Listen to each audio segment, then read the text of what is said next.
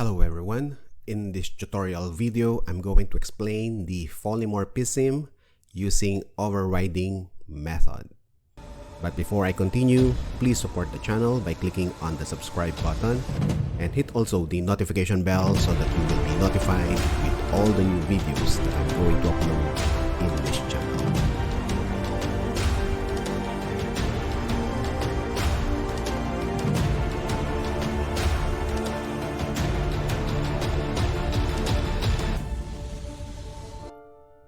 And so this time I'm going to explain polymorphism using overriding method. I already have a video regarding overloading method or simply polymorphism using overloading method because we can achieve polymorphism in Java using overloading method and overriding method. This overloading method is already in our channel. You can just visit our channel, and so we have here polymorphism by using overloading methods. I also have several videos discussing other topics regarding Java, such as the interface, abstract methods, and other topics.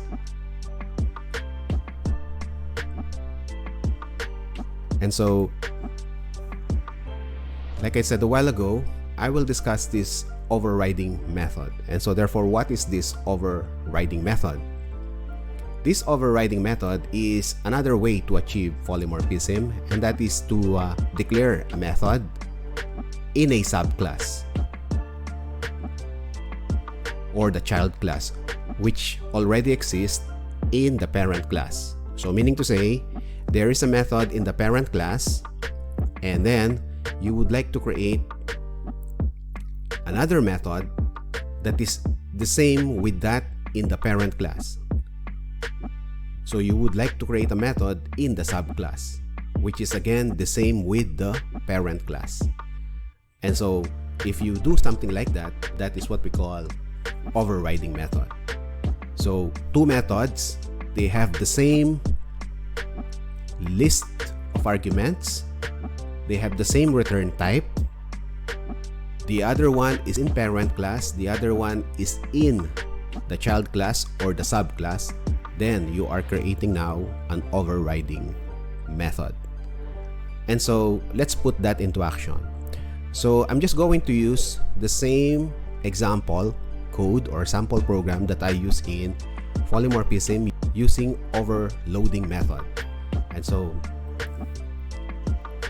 these are the examples that I used in the overloading method. So add numbers. Again, I'm just going to emphasize that you can put anything here inside your overloading method. Okay, I'm just referring to overloading method. Okay, so here you can just put anything here. Okay, you can put if statement, loop statements, something like that. What is important is that in overloading method, you have a method here called add numbers, and these are more than one. So as you can see here, there's another add number, but the difference is the signature. So here we have here two parameters, here we have three parameters, here we have four parameters. Again, you can place anything inside your overloading method.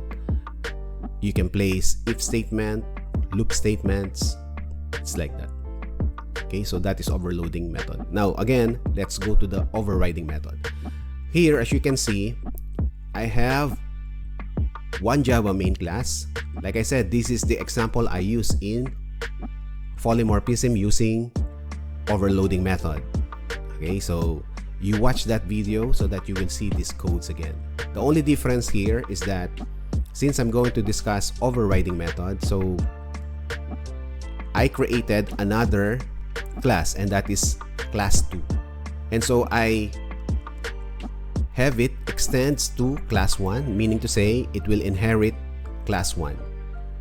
Okay, so because we will have subclass and superclass, or the subclass and the base class, or simply child class and the superclass or parent class. So to achieve overriding, you must have like that. So one will inherit another class. Here, as you can see, I already have one method. It's called solve. Okay, so the return value is int, and it will just have two parameters, and it will return the sum of those two parameters. Okay, so this is now the parent class. I will make this one as a parent class. Again, the rule is that one method should be in the parent class, the other one will be in the subclass or the child class. So as you can see here, I already placed here class 2 extends class 1. So class 1 is the parent class, class 2 is the child class. Okay, so we will have the same method, but it is placed in the subclass or the child class here. Alright, so as simple as this. So again, the rule is that it should have the same name, solve, alright, and then it has also return value, which is int, and then it will have the same number of parameters. So we have two parameters here, and then we have two parameters here. So that is what we call overriding method. One is in the subclass, the other one is in the parent class. It is possible that it will do other things. Okay, so for example, here in the subclass, it will multiply, for instance. So I'm just making it simple, but of course you can put many or any statements here. So you can place here if statement, loop statements, any statements, any correct statements possible based on the requirement of your problem. You can place here. You can place it here. Okay, so to make it more simple only, so I just put like this, return m multiplied by n. So same also here in the parent class, m plus n, just to show to you how it works. Alright, so now let's try to test our code. Okay, let's try to test our program here. So once again, one is in the subclass, the other one is in the parent class. If I'm going to use the solve method, which is to add two parameters, I want to use this one. And so since we already created an object based on class 1, so I'm just going to use the object for that, which is obj1.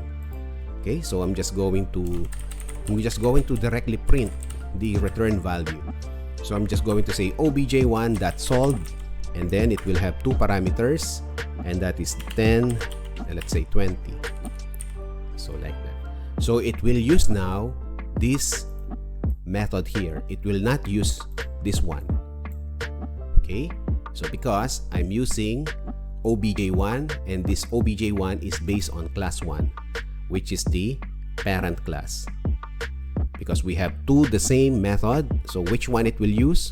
So this time it will use the obj1, the parent, from the parent class. So if I'm going to run now, so as you can see, we have here 60 here, or rather 30 here.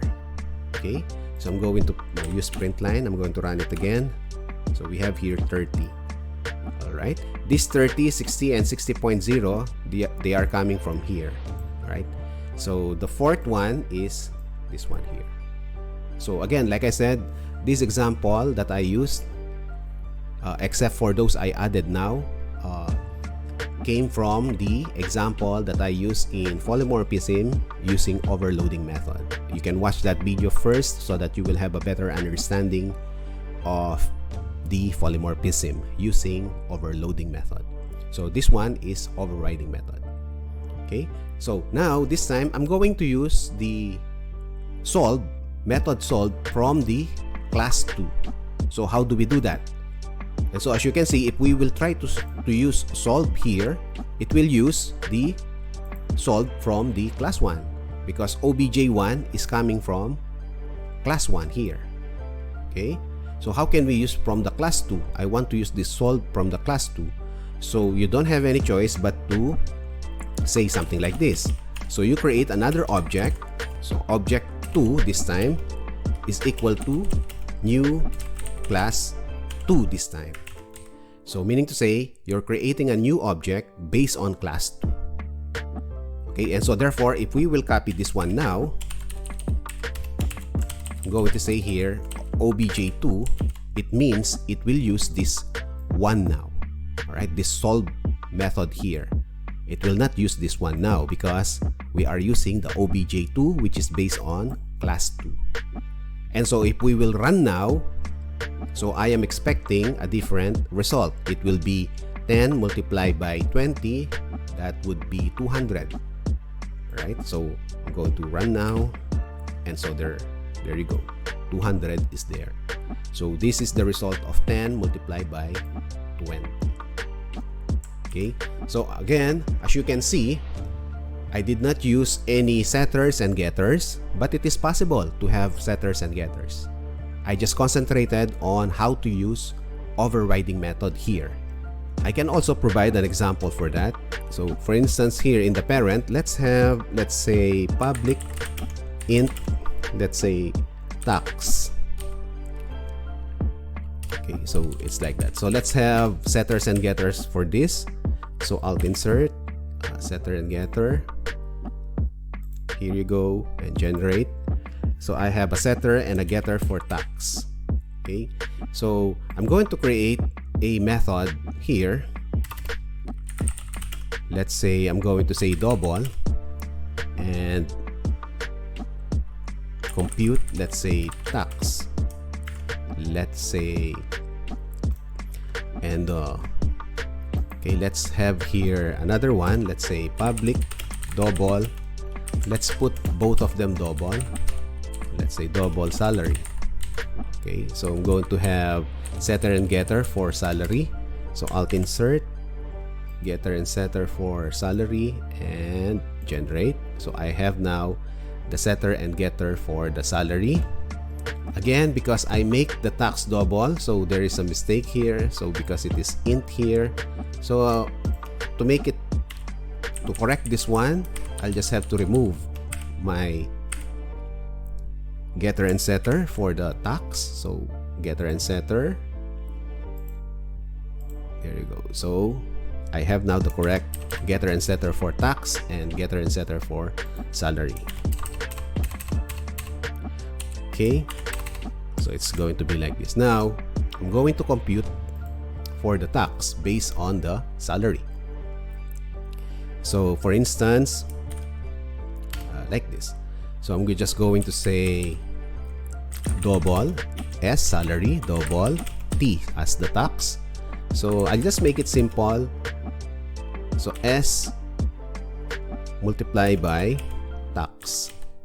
So whatever is the return value, that will be the deduction or the tax for that person based on the salary. Okay, so again, I'm just going to copy this. Let's have our overriding method. So it will be here. So it will be the same, no? So for instance here, it will be the same, but however, I'll make a little bit difference. So meaning to say, if I will use this tax using the class 1 method, it will be like this. But if I'm going to use compute tax using the class 2 method, I will have something like this. And then I'm just going to say plus, let's say 10. That will be the tax. So there is additional 10 if I'm going to use the compute tax method from the class 2 class. And if it is from the class 1 class, so I'm just going to say S multiplied by 20. Okay, so I'm just going to use the setters and getters for that. So for instance, here, let's test both. Okay, so for instance, for the object 1, let's use first the object 1, which is class 1. I'm just going to use this one here, this compute tax here.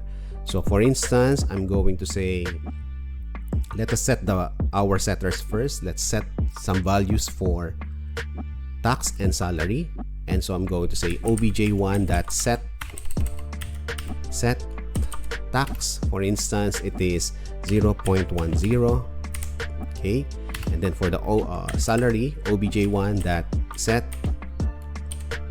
salary, let's say 1000. There you go. So I just wanted to compute 1000 multiplied by 10, and so let's try to print now. I'm just going to print directly the tax. So system.out.println. So I'm just going to say obj1 that compute tax. So meaning to say this one here, trying to use that one because I'm using obj1. obj1 again is coming from, or it uses the class 1 class. So here I'm just going to get the values of the salary, right? So I'm just going to say here obj1 that get salary, and I'm just going to compute with the set tax, which is obj1 that get tax. There you go.